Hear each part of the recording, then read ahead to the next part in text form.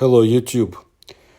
Today I will tell you about the man who knew more about Atlantis than anyone else, and I definitely include modern researchers as well. Part of his life is still classified because he lived in a totalitarian society, like I did, and a few other people that I will mention in today's video. And his activities included secrets of the vanquished enemy's advanced weapons and more. I collected information about him through the years, and there is a certain delight to me that we were born in the same city, but more than 50 years apart. So let me begin. The Second World War ended. Japan has capitulated. Moscow and the whole country are celebrating the victory. Germany, of course, was finished before then. The people are rejoicing at the beginning of a peaceful life, and he is lying alone in a hospital room and dying. His body convulses, his mind is confused. Pictures of the recent past and distant childhood flash through his head, through his mind. It's like he's trying to find something in his memory. He just recently started going to school, he remembers. He's having his angel day. His father brings him gifts, a large geographical atlas, and books on ancient history. The boy's interest in the lost continents flare up. He reads about the sunken Atlantis. The mystery of Easter Island plunges him into a kind of mystical trance. Together with his best friend, high school student Shura Rubinsky, he begins to write a great novel, The Last Days of Atlantis. And who knows what this creation of childish romance would turn into in the future if he could still live.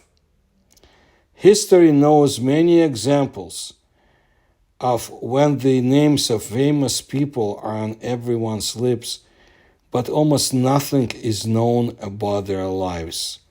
An outstanding Soviet scientist, Nikolai Feodosievich Zhirov, belongs to such people. The most dramatic pages of his biography are still shrouded in a dense veil of secrecy. He was born in 1903 in Kiev to a noble family.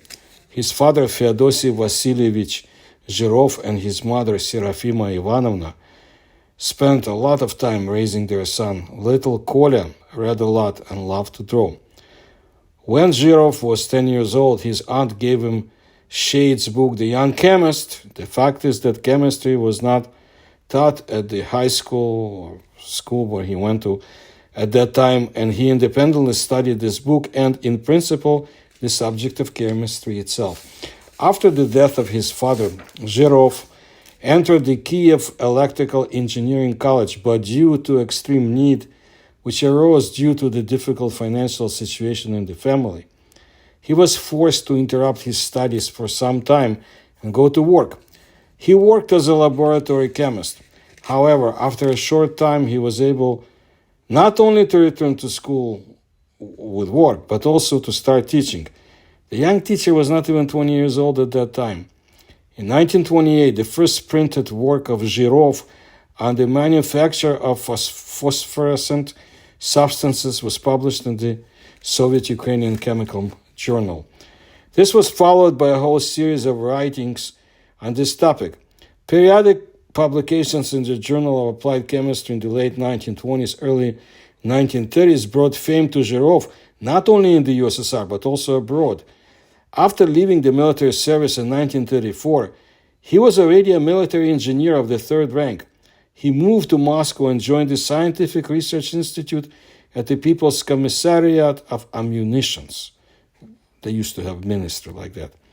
Later, it became the Institute of Research, Institute number 6 in Moscow. There, since he was a specialist in luminescence are such natural luminous substances, and developments on this institute did not stick to luminescence. for him. He had to deal with explosives. Throughout his life, Zhirov had to prove his own professionalism. He achieved everything in science by himself, by independent, methodical, creative work. He belonged to the rare galaxy of Russian intellectuals of the late 19th century, early 20th century. He was a genuine encyclopedist. He was like a living encyclopedia in all branches of knowledge. Since the beginning of World War II, the production of luminous compounds, blue phosphorus, for air defense was organized in the Zhirov laboratory. I should mention it, 1941, June. This is when it started in the Soviet Union, because before then, National Socialists in Nazi Germany were good friends of Soviet socialists in the USSR. Anyway, in September of 1944, Zhirov was awarded the Order of the Red Banner of Labor for his work. At the very end of the war, an event occurs that radically basically changes his whole life, and that's important for our story. In June of 1945, one of the secret German archives was delivered to Moscow from Lower Silesia, or Silesia, to work with his documents. Specialists who know languages and have an idea about decrypting cryptograms are required. Here is what Alexander Rudakov, an intelligence historian and writer in Russia, said. In 1941, the U-511 submarine launched the first rocket from a depth of 15 meters. The Soviet Union made such a first launch in 1974. Look at how much they were ahead of us in these latest technologies. Therefore, the most important thing for the Third Reich was plasma weapons, climate weapons, flying discs. The submarine fleet simply performed the security functions of these special facilities. On July 6, 1945, candidate of chemical sciences, Senior Lieutenant Nikolai Zhirov, was urgently summoned to Lubyanka to receive a special assignment. Zhirov was sure that he was called to work with the archive in Moscow. However, Lubyanka, the headquarters of the secret police, the assignment from there concerned what is left in Germany. Zhirov is ordered to go there urgently. They need his knowledge of special chemistry. One of the Nazi bosses, having been captured by the Americans, agreed to show them something very important. Having received the certificate of the authorized representative of the Special Committee of the Soviet State Defense Committee with the broadest powers, Zhirov goes to Berlin. On the way, for some reason, he remembered how in high school he and a friend began writing that novel, The Last Days of Atlantis. God knows where this manuscript of an unpublished novel is now. The scientist does not yet know that this trip may cost him his life. All reports on Zhirov's business trip or state assignment mission to Germany are still strictly classified. There's no more Soviet Union. There's Russia, and it's still classified. However, the famous Russian researcher Yelena Syanova was able to find information about this in the materials of the Nuremberg trials. Yelena Syanova, historian and writer, stated this. In the summer of 1945, the former leader of the Labor Front and doctor of chemical sciences, Robert Ley, informed the American occupation authorities about the existence of an underground secret facility under the name 3Z. Fulfilling their Allied obligations, the Americans invited a Soviet chemistry expert to the facility. It turned out to be Zhirov. Robert Ley said that the facility poses a mortal threat to the entire south of Germany, as military prisoners have depressurized some of the containers. When they arrived at the scene, it immediately became clear that the object was securely hidden and camouflaged. Special forces arrived with chemists and cleared the entrance.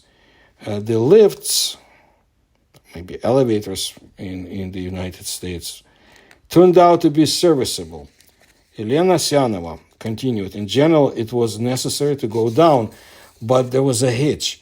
The fact is that Robert Ley, the former leader of the Labor Front, and at the same time the head of the organizational department of the NSDAP, National Socialist German Workers' Party, was number 4 on the list of major war criminals, and the Allies would not like to put his life in danger before the tribunal, before he's taken to the Nuremberg tribunal. American and English chemists were also somewhat reluctant, I guess, according to the Russians. Well then, Nikolai Zhirov, a military man, Communist Party member, and air defense person, yes, who experienced a lot, who took more than one bomb attack, so to say, and survived it. So, he completed the task. The saying in the USSR was like this. The Communist Party said it was necessary, and the communist person replies, yes. Well, of course, Zhirov went down in a protective suit and with a gas mask, but apparently he was exposed to some kind of substance, protection from which was not yet known. Nikolai Zhirov went down alone and did everything he needed to neutralize the danger, but when he returned, he felt sick. He was taken to the hospital. That espionage historian Alexander Rudakov said this. This is not an isolated object or an isolated case. There were 40 bunkers in the structure of the underground Third Reich all over the world. All these objects were connected to each other by high-speed tunnels that were located at a depth of up to 60 meters and secret channels through which submarines could enter the Baltic Sea. When in 1945, during the storming of Berlin by the Red Army, the subway was flooded. This was the last submarine with secret documents from the Reich Chancellery of Adolf Hitler, meaning that they flooded the underground passage after the submarine left. In April 1945, a large group of German tanks was sent to defend the 3Z facility. That Russian researcher Rudakov managed to find out what was being produced at the location that Zhirov was sent to. The object Olga was in a triangle.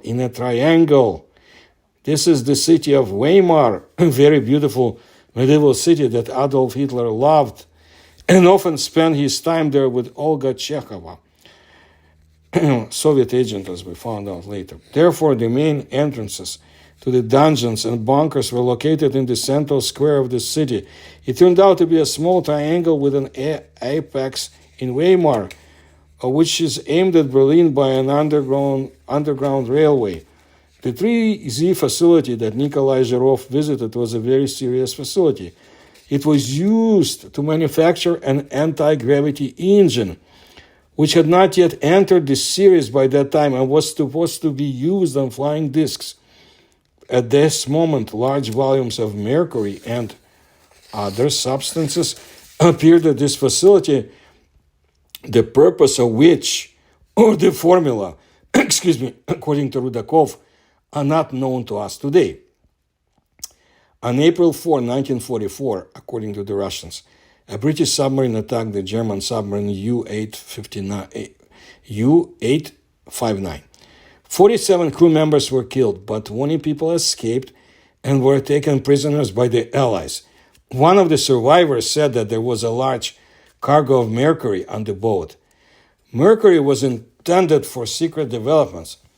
Alexander Rudakov stated the following then. But all objects of this level of secrecy had protection. A person who did not know this could dive into this object and get hit. A powerful blow to the central nervous system. After that, a person could hardly live for more than a month or two because his arms and legs were numb. Internal bleeding was opening up. The man was weakening and slowly dying. Naturally, doctors could not make an accurate diagnosis. The protection of secret facilities was designed to ensure that the achievements of the Third Reich remained inaccessible to the winners of the war. Continues Alexander Rudakov, because this is the Atomic Energy Directive that they have successfully thrown at us, and we had it for 65 years, the Americans, the British, and they elbowed each other and ran forward, creating an atomic bomb, nuclear submarines that burned, sank, people died, and they brought us nothing but trouble, nuclear power plants. But they, the Nazis themselves, have found the energy on which humanity will work in the future. And they have already used it. It's water, ordinary water, which they decomposed into hydrogen and oxygen using an additive.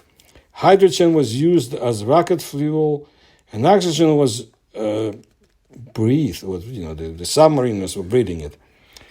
Remember, this is for Rudakov's statements are from the year 2009. But what can explain the fact that German scientists were much ahead of their time? Today, some researchers believe that some of the German developments went back to the remnants of knowledge of ancient civilization of Atlantis.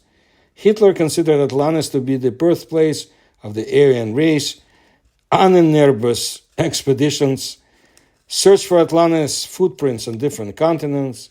The Ussr was also involved in the development of the so-called retribution weapons. The society itself was also associated with the developments of the V-rockets. Then the research led to the creation of the so-called flying saucers. The Germans found descriptions of aircraft and mercury as fuel in the ancient Indian sources.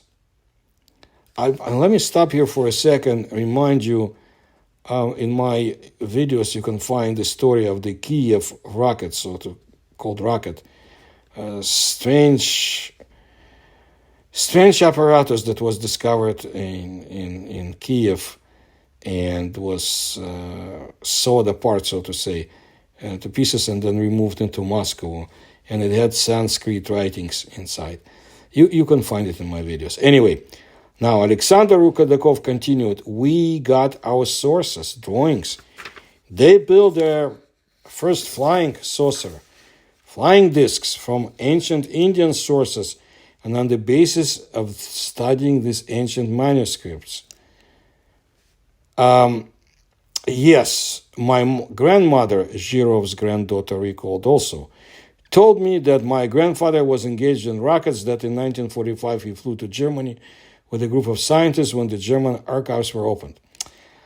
Alexander Rudakov added again, 2009, but over the 65 years, special services have not been able to open the underground communication system and get to the bottom of the technologies owned by the Third Reich.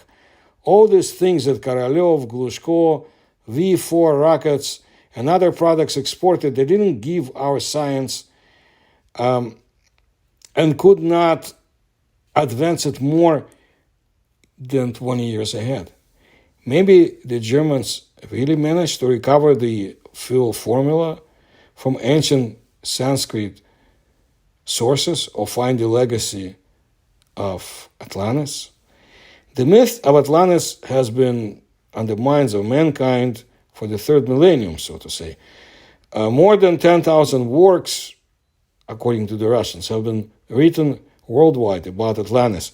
We know that modern scientists come to the conclusion that Atlantis existed, and Plato, that Atlantis perished as a result of a serious cataclysm. Faces of Atlantis were searched for at the bottom of the seas and oceans, as well as on all continents. Many authors have written about it: Ignatius Donnelly, Yelena Blavatsky, Valery Brusov, Jules Verne, Alexander Belyaev, and others. In my videos as well, because I have a whole playlist on Atlantis, and I continue my research continuously. Anyway, ancient people on both sides of the Atlantic have found legends about it. Nikolai Zhirov before the end of the war, managed to publish several articles on the mysteries of the ancient civilization. But unfortunately, after working for only about 2 months in September of 1945, he became terminally ill.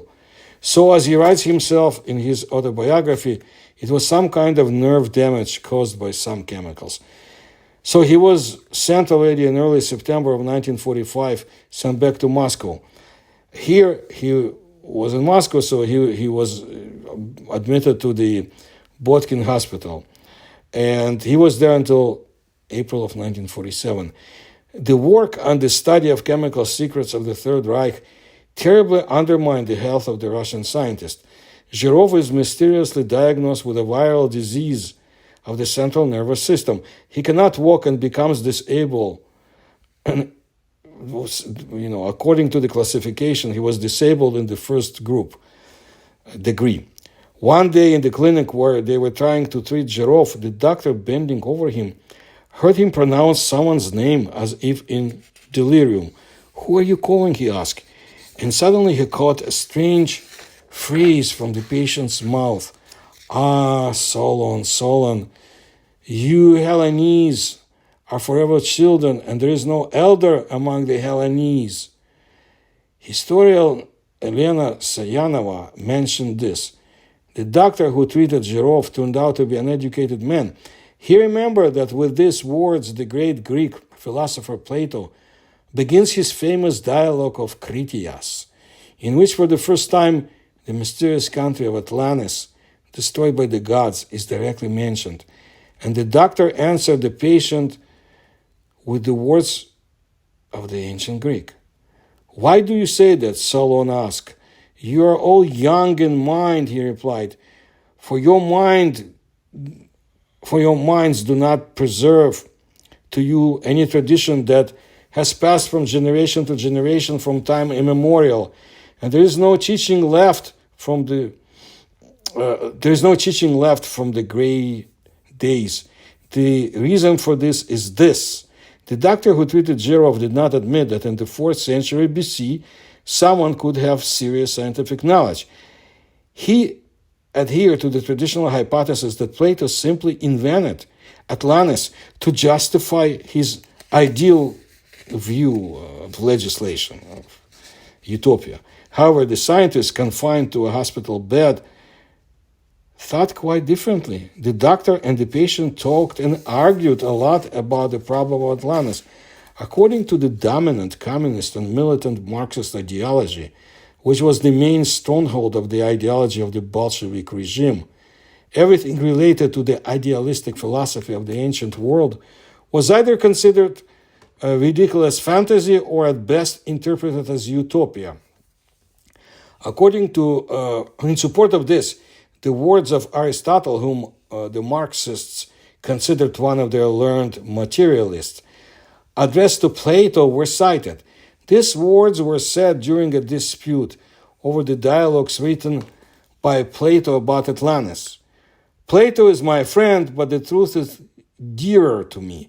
The good-natured Plato replied to this insolent remark of Aristotle, whom even earlier, when he was his pupil, he considered a zealous horse in need of strict restraint.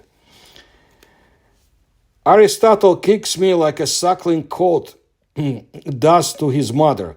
It really was a worthy response from a great scientist, a great philosopher. The scientist gives Zhirov his doctor argument after argument. "Look," he says, "how modern and scientific the words of the wise priest Salcaius from ancient Egypt sound. The priest explains to Solon what is hidden behind the myth of Phaeton. We could call this a description of a meteorite impact. This tale has the appearance of a myth, but it also contains the truth. Indeed, the bodies rotating in the firmament around the earth deviate from their paths, and therefore, after certain intervals of time, everything on earth perishes from the great fire. And the strange thing is, but after this incident, Zhirov began, well, if not to recover, then the changes in his body were irreversible. But he definitely began to get out into some kind of light His speech became coherent, his thoughts logical, and an interest in life appeared in his eyes. And the experts who observed him concluded that a new source of spiritual forces seemed to have opened up in this man, which still nourish and support the paralyzed body for many years to come. He would later express the essence of these disputes in his own research. The dispute over the legendary Atlantis has been going on for over 2 millennia. Some consider the problem or the issue or the question of Atlantis to be an unremarkable fiction. Others, a solution to the riddle, revealing the origins of human culture, human civilization. Interest in it has especially increased in recent decades, when the development of science required the revision and rethinking of the provisions that seemed established and unshakable until recently. Perhaps that is why it's too early to hand over the problem of Atlantis to the archive of human misconceptions. Zhirov understands that even what the Germans discovered remained hidden from the whole world anyway. Moreover, they did everything to put their enemies on their own track after the war. Russian espionage researcher Rudakov said, "They are the most important tasks. They are. We didn't open this topic ahead of time. They threw out misinformation that the submarines of the Third Reich 26 project worked on hydrogen peroxide. Delirious rant. We pulled out 2 boats like this. We brought them to Sevastopol.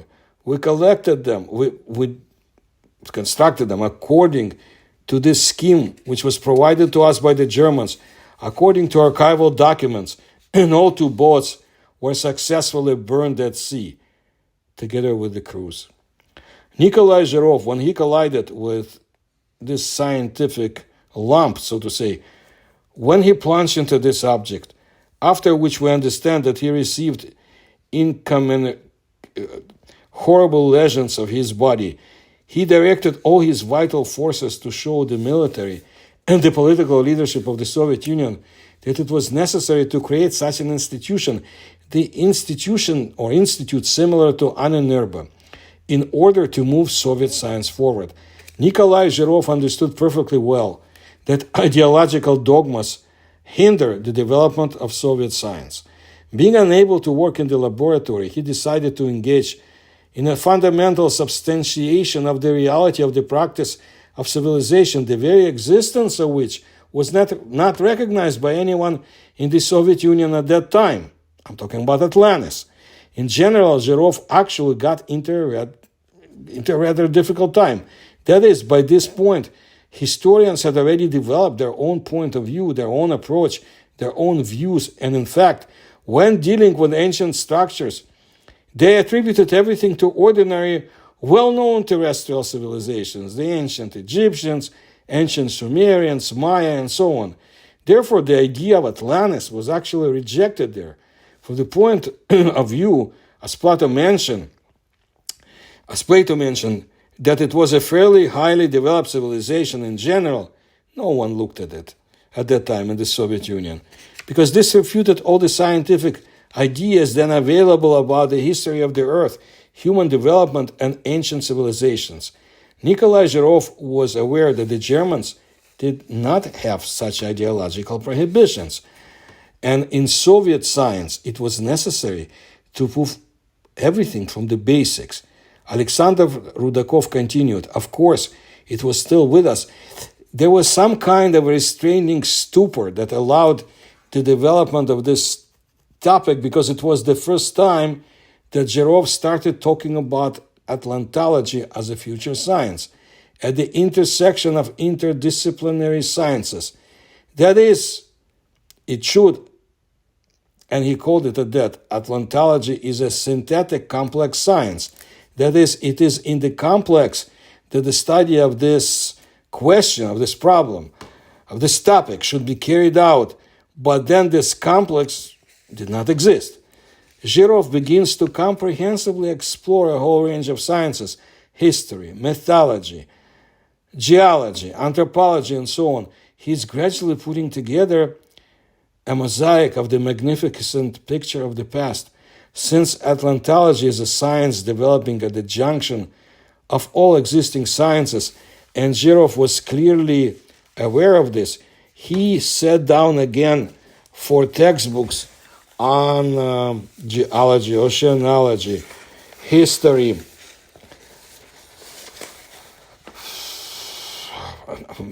and geography. He reworked a lot of scientific sources in order to engage in his scientific search for Atlantis. Since many scientists were silent at that time, they were afraid.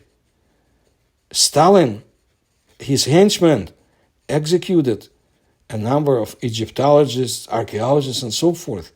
People were killed for ideas.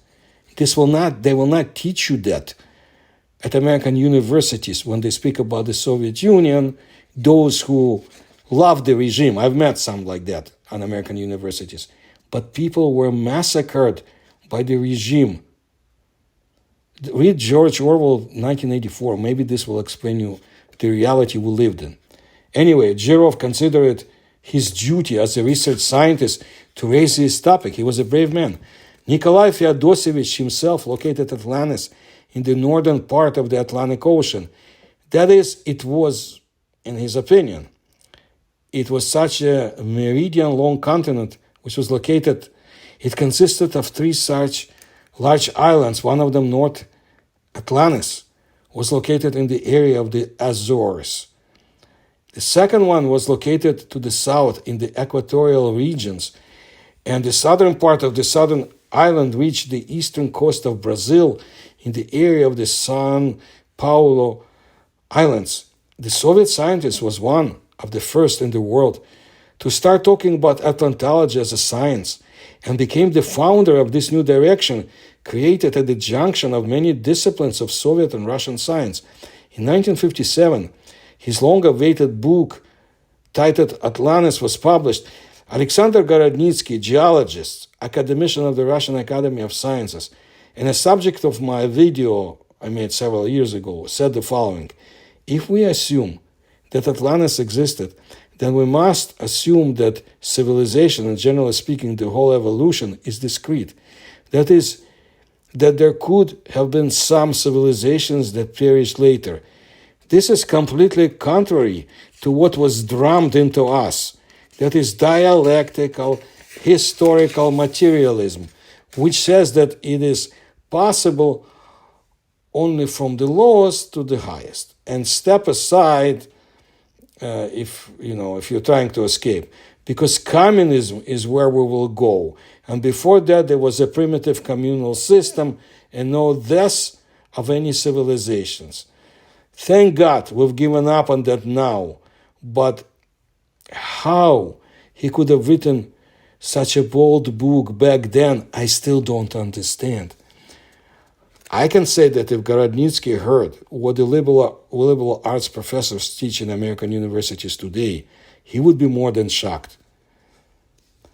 Alexander Voronin, topmost Russian expert on Atlantis, years ago said the following: well, then, of course, in Soviet times, in the 1950s and 1960s, when Zhirov'S first books on Soviet science were published, of course, it seemed to have a sharply negative attitude towards all these ancient civilizations, great cultures. That's how the Soviet science looked at it. So academician Shatsky said that when studying this problem related to continental drift and headed by the famous German researcher Wegener, this hypothesis was put forward. He treats this hypothesis sharply negatively. Zhirov refuted his German opponent. Many of the facts cited by proponents of the Wegener hypothesis, especially among botanists and zoologists, can be perfectly explained by the presence of the now sunken continents and island chains in the past, including Atlantis. Through his acquaintances and friends, Nikolai Feodosevich Zhirov began to correspond with foreign Atlantologists from England, France, Italy, and Germany, Soviet special services, intelligence, secret police, employees of such fabulous special services began to come and visit the seriously ill scientist. Alexander Voronin wrote that Zhirov sent many articles, for example, to the English magazine Atlantis, the editor-in-chief of which was Agathon Sykes, a well-known British scientist and historian. And he sent his materials to the French magazine Atlantis. The same thing, with the same name. Naturally, correspondence came to him as well, Zhirov, from abroad. Many people received some kind of materials. Letters came from abroad. Naturally, the State Security Committee, or the KGB, of course, was interested in all those who somehow contact the West. In 1964, Nikolai Zhirov's main work, Atlantis, the main problems of Atlantology, was published. The author himself says that writing this book cost him a lot in the area of health. In his book, Zhirov concludes that Atlantology can be considered one of the branches of anthropology. Zhirov dreamed of conducting expeditionary work in the Atlantic area, and although he did not live to see it, he firmly knew that in the future they would certainly take place and confirmed his correctness. Nikolai Zhirov died in 1970. He was buried at the Kotlakovsky Cemetery. Immediately after his death, the entire archive of the scientist was sealed and taken away. This is what the communist authorities and the KGB did to Ivan Yefremov and his archive. You can see my video on that. Same thing, only 2 years later. And although little is still known about Zhirov in the West, his works reportedly were studied at universities during his lifetime. Natalia Filina, the granddaughter of Nikolai Zhirov, stated, my grandmother Praskovia Fedorovna Zhirova worked with Nikolai Feodosevich at the same institute. She worked in the accounting department. After his illness, she quit her job and took care of him until the death. Well, she said, Natasha, remember everything. That's how it is, as it was during the life of Nikolai Feodosevich, because many years will pass and they'll remember him and talk a lot and write a lot. Many of Zhirov's predictions began to come true at the end of the 20th century and at the beginning of the 21st century. In the 1970s and 1980s, the USSR conducted large-scale studies of the two Ampere and Josephine seamounts in the Atlantic. Hundreds of photographs were taken showing man-made walls, steps, traces of masonry, and vaults of some stone structures. The scientific leader of the expedition was Doctor of Geological and Mineralogical Sciences, Professor Alexander Gorodnitsky. He said, I had the opportunity to explore all these mountains. There are 10 of them. All 7 Ampere mountains are flat-topped. They were all islands. These were all islands. This is the first one. Secondly, basalt samples taken from the tops of these mountains. Their chemical analysis showed that this basalt solidified not underwater, but in the air. This is a very important and unambiguous proof that these were islands. So it was a huge archipelago.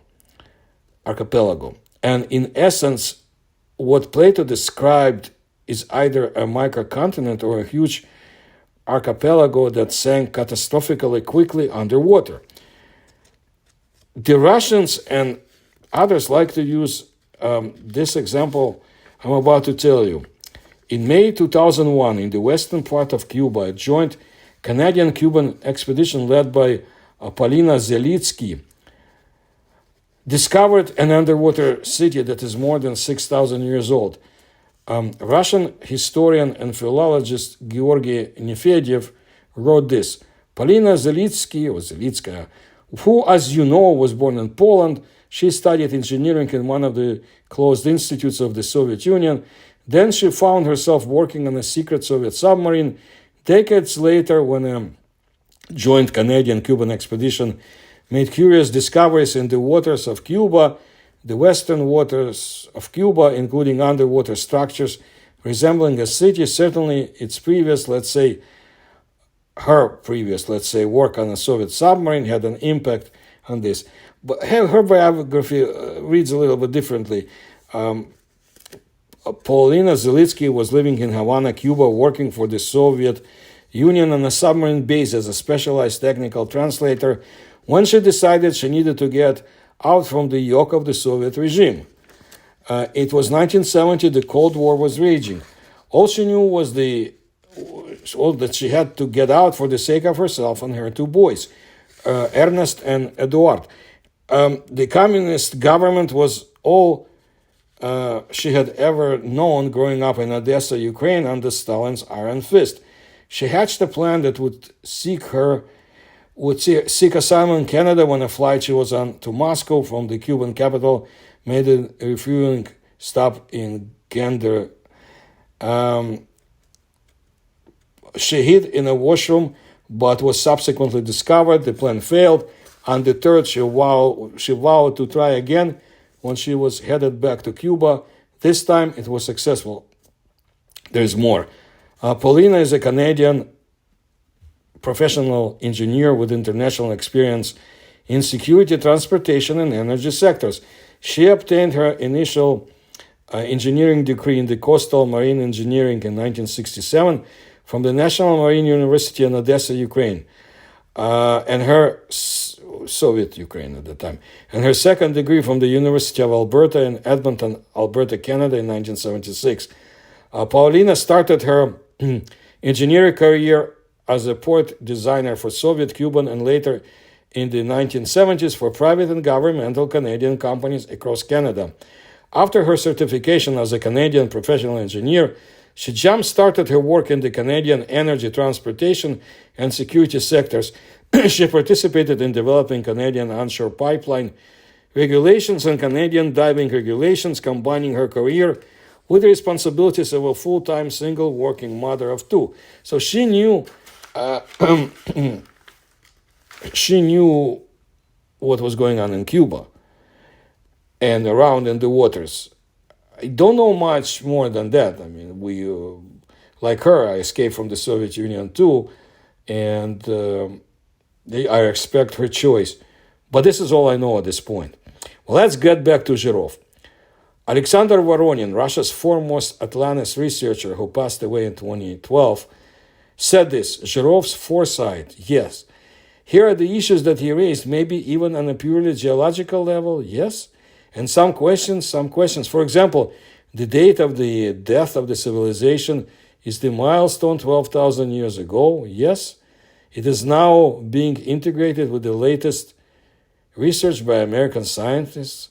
The major work Atlantis, written by Nikolai Zhirov, the main problems of Atlantology, it has gained wide international recognition.